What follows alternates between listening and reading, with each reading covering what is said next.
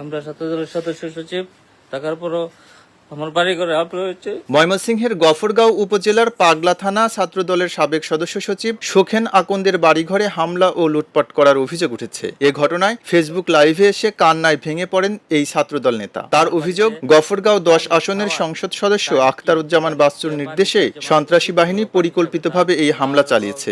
সবকিছু কেটে ফেলেছে এবং 2 জুন মঙ্গলবার বিকেলে উপজেলার পাগলা থানাধীন নিগুয়ারি এলাকায় এ ঘটনা ঘটে। ঘটনার পর ফেসবুক লাইভে আসেন ছাত্রদল নেতা সুখেন আকন্দ। 4 মিনিট 40 সেকেন্ডের ভিডিওতে তিনি হামলার বিষয়ে অভিযোগ করেন। আমি সুখেন আকন্দ, পাগলা থানা ছাত্রদলের সাবেক সদস্য সচিব ডাক্তার মুফাকুল ইসলাম রানা ভাই ও ফাত্তা ভাইয়ের ডাকে শহীদ প্রেসিডেন্ট জিয়াউর রহমানের মৃত্যু 45তম শাহাদাত বার্ষিকীতে আমার নেতৃত্বে 200-300 ছেলেপেলে নিয়ে অংশগ্রহণ করার কারণে আজকে তারই প্রতিহিংসার জেরে আজকে আমার বাড়িঘরে ব্যাপক হামলা লুটপাট করে। এদিকে ছাত্রদল নেতা সুখেন আকন্দের বাড়িঘরে হামলা, ভাঙচুর ও লুটপাটের ঘটনায় মঙ্গলবার রাতে নিন্দা ও প্রতিবাদ জানিয়ে বিবৃতি দিয়েছে ময়মনসিংহ দক্ষিণ জেলা ছাত্রদল।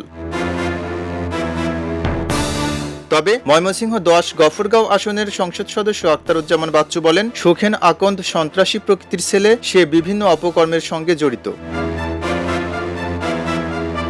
এদিকে গফরগাঁও থানার ভারপ্রাপ্ত কর্মকর্তা মোহাম্মদ আমিনুল ইসলাম জানান, আল আমিন আহত হওয়ার ঘটনায় মঙ্গলবার থানায় মামলা হয়েছে। এতে সুখেন আকন্দ সহ 15 জনের নাম উল্লেখ করে অজ্ঞাত আরও কয়েকজনকে আসামি করা হয়েছে। আইনগত ব্যবস্থা গ্রহণ করা হবে। খবরের কাগজ, নিখাত, নির্ভীক, নিরপেক্ষ।